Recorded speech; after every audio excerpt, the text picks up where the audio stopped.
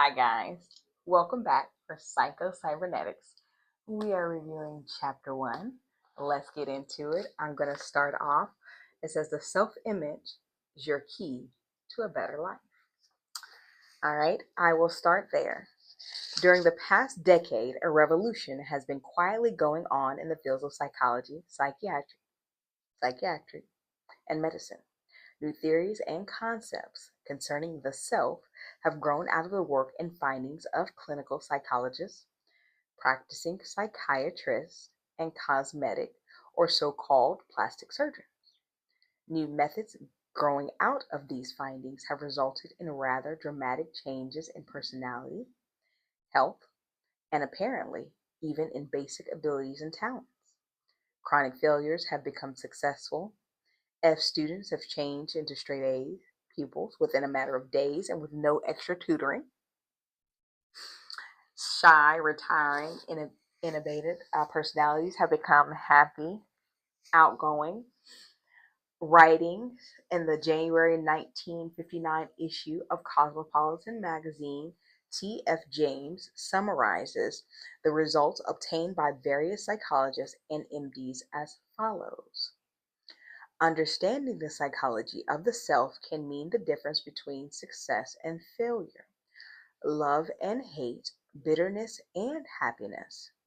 The discovery of the real self can rescue a crumbling marriage, recreate a faltering career, and transform victims of personality failure.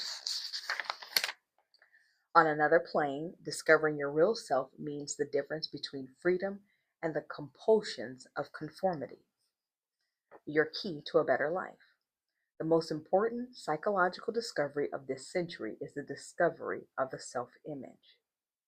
Whether we realize it or not, each of us carries about with us a mental blueprint or picture of ourselves.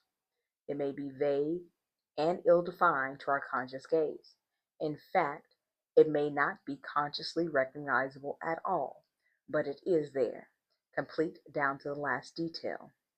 This self-image is our own concept of the sort of person I am. It has been built up from our own beliefs about ourselves.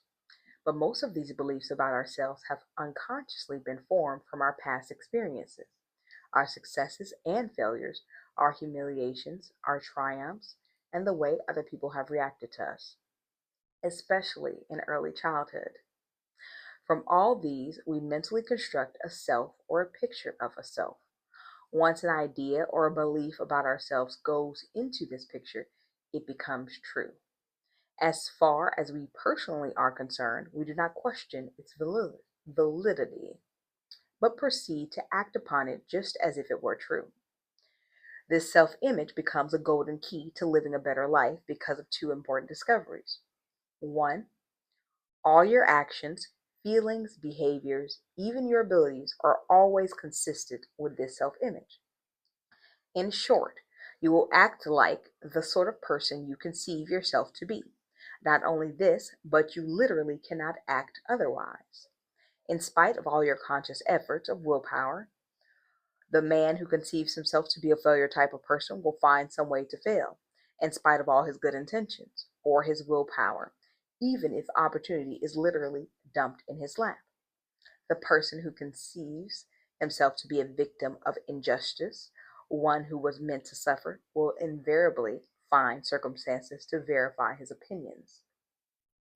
The self-image is a premise, a base, or a foundation upon which your entire personality, your behavior, and even your circumstances are built. Because of this, our experiences seem to verify and thereby strengthen our self-images, and a vicious or a benefit, uh, beneficent cycle, as the case may be, is set up. For example, a schoolboy who sees himself as an F-type student or one who is dumb in mathematics will invariably find that his report card bears him out. He then has proof. A young girl who has an image of herself as a sort of person nobody likes will indeed find that she is avoided at the school dance. She literally invites rejection. Her woebegone expression, her hangdog manner, her over anxiousness to please, or perhaps her unconscious hostility towards those she anticipates will affront her, all act to drive away those whom she would attract. In the same manner, a salesman or a businessman will also find that his actual experiences tend to prove his self image is correct. Because of this objective proof, it very seldom occurs to a person that his trouble lies in his self image or his own evaluation of himself. Tell the schoolboy that he only thinks he cannot master algebra, and he will doubt your sanity. He has tried, and still his report card tells the story. Tell the salesman that it is only an idea, that he cannot earn more than a certain figure, and he can prove you wrong by his order book. He knows all too well how hard he has tried and failed. Yet, as we shall see later, almost miraculous changes have occurred both in students' grades and in the earning capacity of a salesman when they were prevailed upon to change their self image. 2. The self image can be changed. Numerous case histories have shown that one is never too young or too old to change his self image and thereby start to live a new life. One of the reasons it has seemed so difficult for a person to change his habits, his personality, or his way of life has been that they're foretold nearly all efforts at change have been directed to the circumference of the self, so to speak, rather than to the center. Numerous patients have said to me something like the following: if you're talking about positive thinking, I've tried that before and it just doesn't work for me.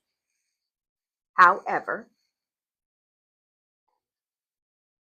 a little questioning invariably brings out that these individuals have employed positive thinking or attempted to employ it either or on a particular external circumstances or on some particular habit or character defect.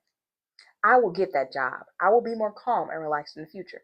This business venture will turn out right for me, etc. But they have never thought to change their thinking about the self that was to accomplish these things. Jesus warned us about the folly of putting a patch of new material on an old garment, or of putting new wine into old bottles. Positive thinking cannot be used effectively as a patch or a crutch to the same old self image. In fact, it is literally impossible to really think positively about a particular situation as long as you hold a negative concept of yourself. And numerous experiments have shown that once the concept of self is changed, other things consistent with a new concept of self are accomplished easily and without strain. One of the earliest and most convincing experiments along this line was conducted by the late Prescott Leakey, one of the pioneers in self image psychology. Leakey conceived of the personality as a system of ideas, all of which must seem to be consistent with one another. Ideas that are inconsistent with the system are rejected, not believed, and not acted on. Ideas that seem to be consistent with the system are accepted. At the very center of this system of ideas, the keystone, the base upon which all else is built, is the individual's ego ideal, his self image, or his concept of himself. Leakey was a good school teacher and had an opportunity to test his theory on thousands of students. Leakey theorized that if a student had trouble learning a certain subject, it could be because, from the student's point of view, it would be inconsistent for him to learn it. Leakey believed, however, that if you could change the student's self concept, which underlines this viewpoint, his attitude toward the student would change accordingly. If the student could be induced to change his self definition, his learning ability should also change. This proved to be the case. One student who misspelled 55 words out of 100 and flunked so many subjects that he lost a credit for a year became one of the best spellers in the school and made a general average of 91 in the next year. A boy who was dropped from one college because of poor grades entered Columbia and became a straight A student. And a girl who had flunked Latin 4 times after 3 talks with the school counselor finished with a grade of 84. And a boy who was told by a testing bureau that he had no aptitude for English one honorable mention the next year for a literary prize. The trouble with these students was not that they were dumb or lacking in basic aptitude.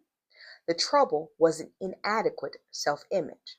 I don't have a mathematical mind. I'm just naturally a poor speller. They identified with their mistakes and failures. Instead of saying, I failed that test, factual and descriptive, they concluded, I am a failure. Instead of saying, I flunked that subject, they said, I am a flunk out. For those who are interested in learning more about Lakey's work, I recommend securing a copy of his book, Self Consistency, A Theory of Personality. Note, this book is now out of print. Lakey also used the same method to cure students of such habits as nail biting and stuttering. My own files contain case histories just as convincing. The man who was so afraid of strangers that he seldom ventured out of the house, and who now makes his living as a public speaker. And there was a salesman who had already prepared a letter of resignation because he just wasn't cut out for selling. And 6 months later was number one man for a force of 100 salesmen.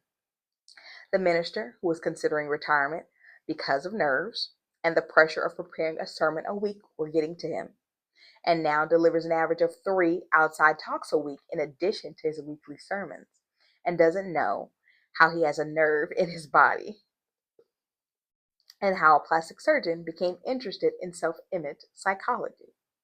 Offhand, there would seem to be little or no connection between surgery and psychology. Yet, it was the work of plastic surgeons that first hinted to me of the existence of self-image, and raised certain questions that led to an important psychological knowledge. When I first began the practice of plastic surgery many years ago, I was amazed by the dramatic and sudden changes in character and personality that often resulted when a facial defect was corrected. Changing the physical image in many instances appeared to create an entirely new person. In case after case, the scalpel that I held in my hand became a magic wand that was not only transformed the patient's appearance, but transformed his whole life. The shy and retiring became bold and courageous. A moronic or stupid boy changed into an alert, bright youngster who went on to become an executive with a prominent firm. A salesman who had lost his touch and his faith in himself became a model of self-confidence.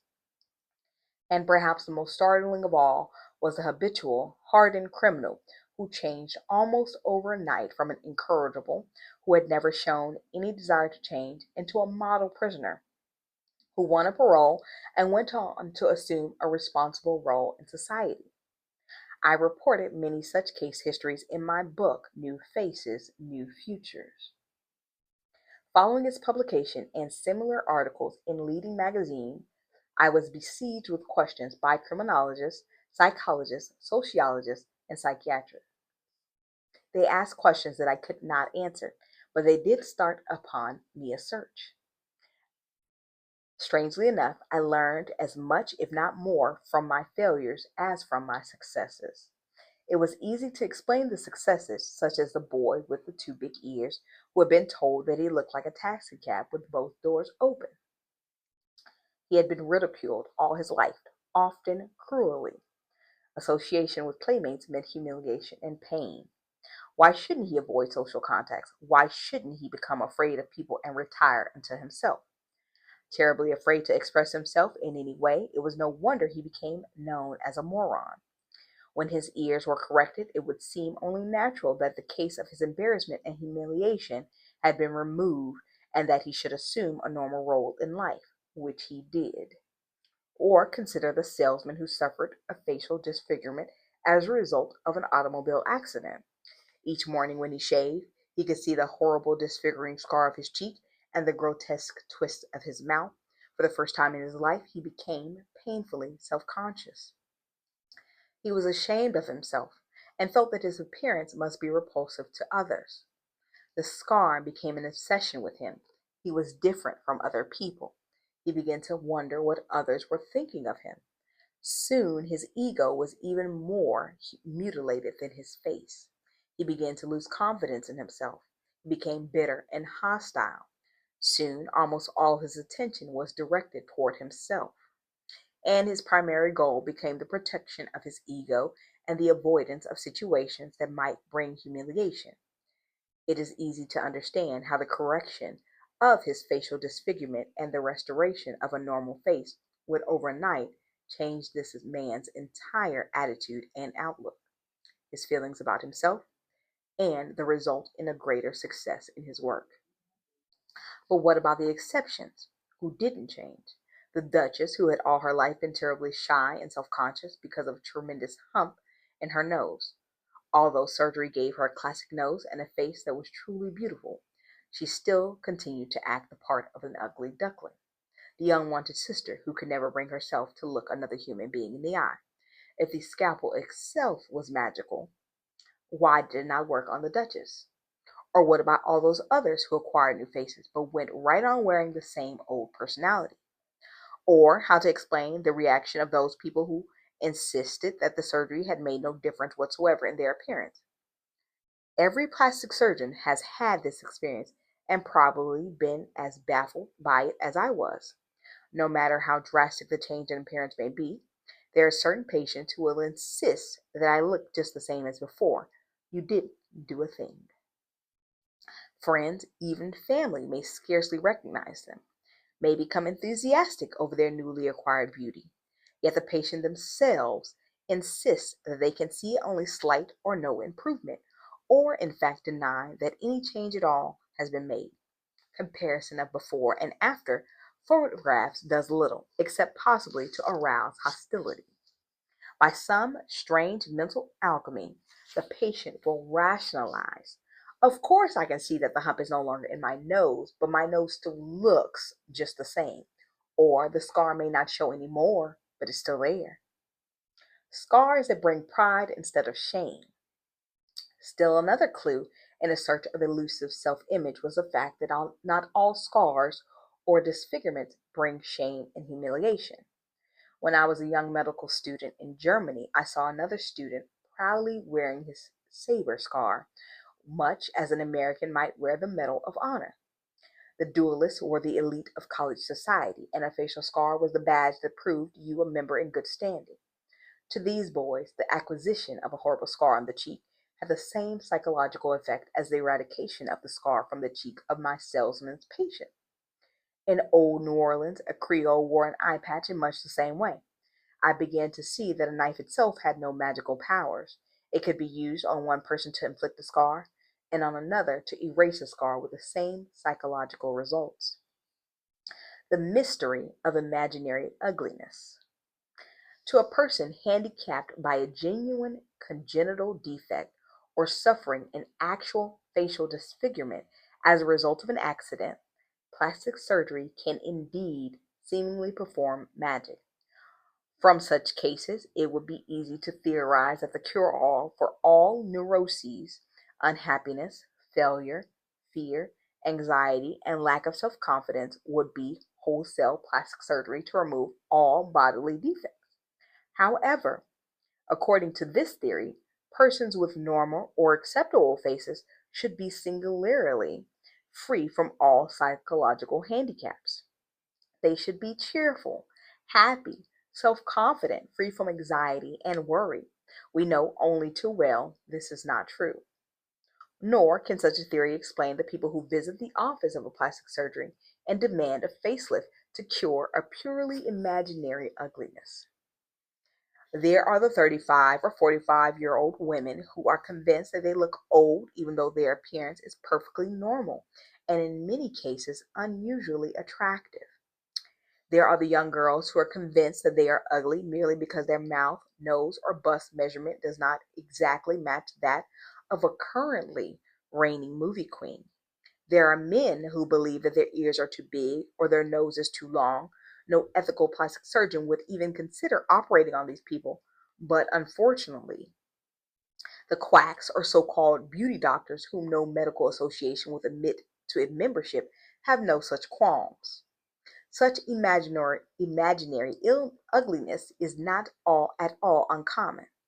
A recent college survey of co-ed showed that 90% were dissatisfied in some way with their appearance.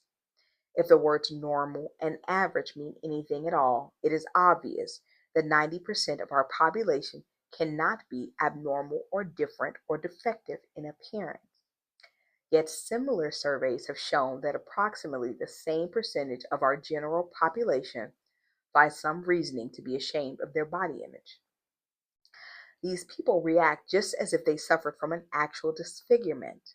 They feel the same shame.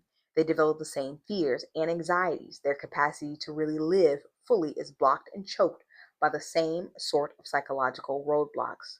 Their scars, though mental and emotional rather than physical, are just as debilitating. The self image is the real secret. Discovery of the self image explains all the apparent discrepancies we have been discussing. It is the common denominator, the determining factor in all our case histories, the failures as well as the successes. The secret is this: to really live, that is, to find life reasonably satisfying, you must have an adequate and realistic self image that you can live with. You must find yourself acceptable to you. You must have a whole self esteem. You must have a self that you can trust and believe in. You must have a self that you are not ashamed to be, and one that you feel free to express creatively rather than hide or cover up. You must have a self that corresponds to reality so that you can function effectively in a real world. You must know yourself, both your strengths and your weaknesses, and be honest with yourself concerning both. Your self image must be a reasonable approximation of you, being neither more than you nor less than you are. When the self image is intact and secure, you feel good. When it is threatened, you feel anxious and insecure. When your self image is adequate and one that you can be wholesomely proud of, you feel self confident. You feel free to be yourself and to express yourself. You function at your optimum. When it is an objective of shame, you attempt to hide it rather than express it. Creative expression is blocked. You become hostile and hard to get along with.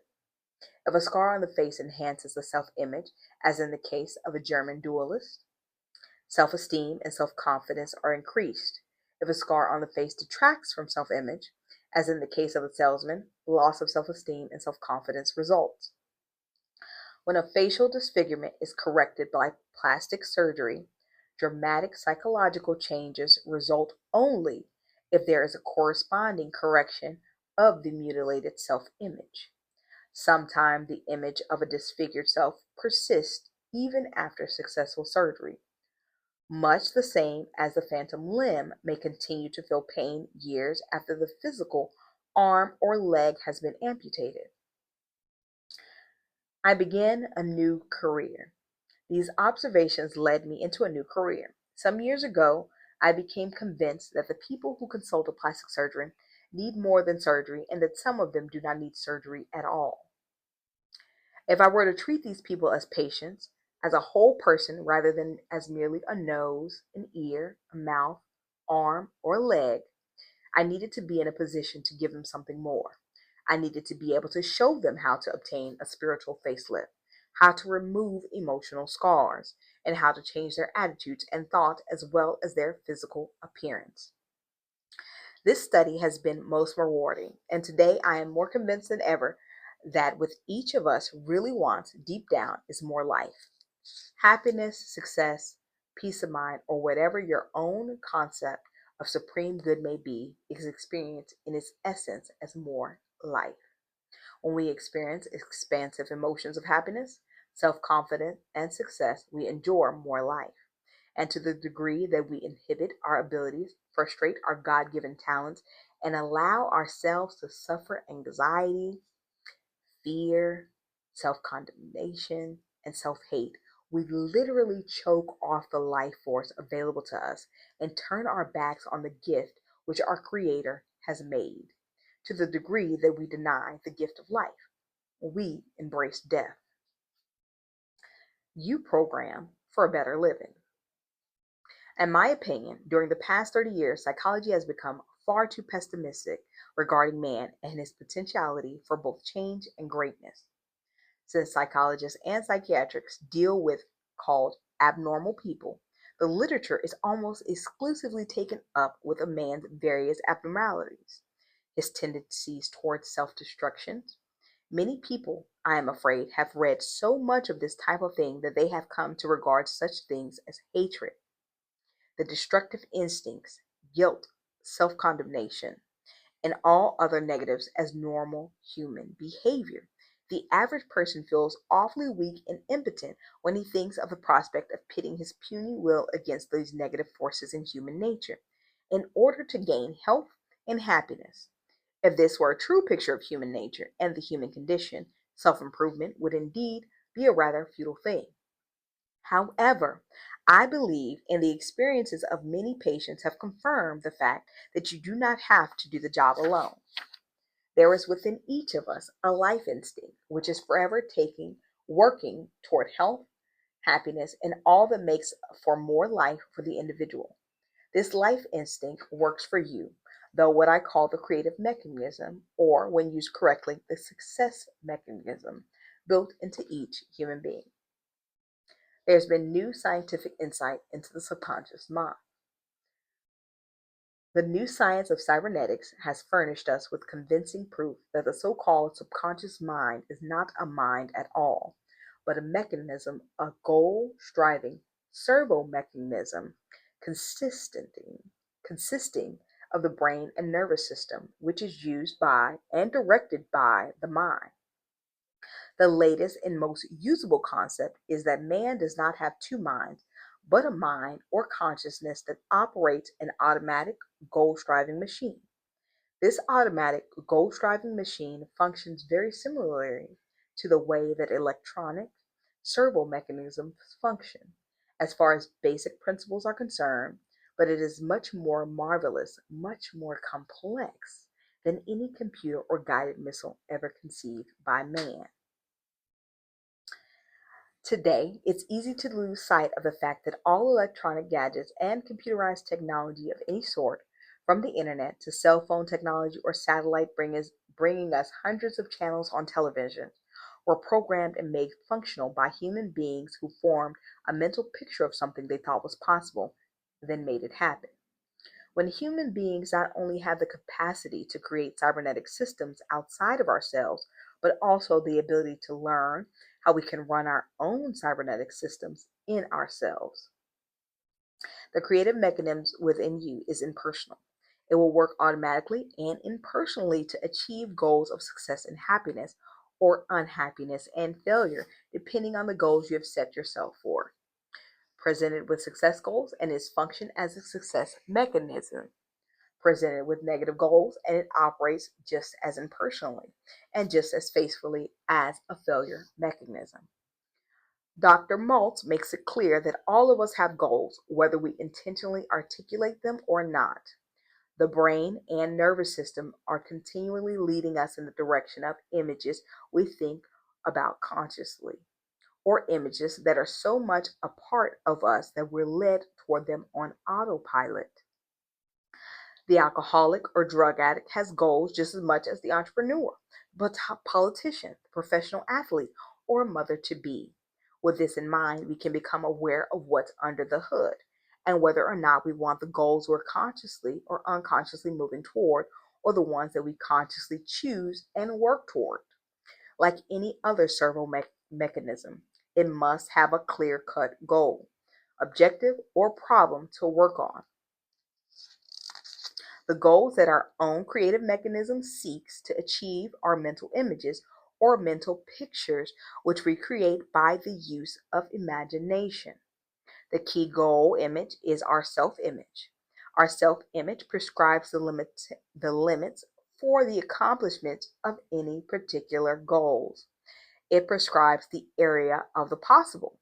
Like any other servo mechanism or creative mind mechanism, works on information and data that we feed into it, our thoughts, beliefs, interpretations. Through our attitudes and interpretations of situations, we describe the problem to be worked on. if we feed information and data into our creative mechanism to the effect that we ourselves are unworthy, inferior, undeserving, incapable, a negative self image, this data is processed and acted on as is any other data in giving us the answer in the form of objective experience, like any other servo mechanism. Our creative mechanism makes use of stored information or memory in solving current problems and responding to current situations. Your program for getting more living out of life consists in, first of all, learning something about this creative mechanism or automatic guiding system within you and how to use it as a success mechanism rather than as a failure mechanism. The method itself consists in learning, practicing, and experiencing new habits of thinking, imagining, remembering, and acting in other to develop an adequate and realistic self-image. And two, use your creative mechanism to bring success and happiness in achieving particular goals. If you can remember, worry, or tie your shoes, you can succeed. As you will see later, the method to be used consists of creative mental picturing, creatively experiencing through your imagination, and the formation of new automatic reaction patterns by acting out and acting as if. I often tell my patients, if you can remember, worry, or tie your shoes, you will have no trouble applying this method. The things you are called upon to do are simple, but you must practice and experience. Visualizing, creative mental picturing is no more difficult than what you do when you remember some scene out of a past or worry about the future. Acting out new action patterns is no more difficult than deciding, then following through on tying your shoes in a new and different manner each morning, instead of continuing to tie them in your old habitual way, without thought or decision. Dr. Maltz's words are, if you can remember, worry, or tie your shoes, are key to understanding how easy it is to get results using Psycho-Cybernetics, provided you allow yourself to believe that even a seemingly small victory, learning to tie your shoe or write your name for the first time, is all you need to reverse the course of negativity in your life. In order to direct your servo mechanism towards success instead of failure, all you need is one experience that made you feel good about yourself. Remembering and then using that modest accomplishment will be instrumental in improving your self image. You do not need a huge success experience to alter your self image for the better. You do not need an experience that is a mirror of what you're trying to create or accomplish. All you need is an experience like tying your shoe or learning to write your name for the first time, wherein you can say, yes, I'm glad I learned that skill. Yes, I remember the day I could do it. Yes, I was happy. This one memory, this one positive experience, no matter how long ago it took place, is all you need to begin changing the course of your life in the present. That is the end of chapter 1. You will fill out your case histories and your key points to remember for going forward before you move on to chapter 2. And we will start there next time. I'll see you later.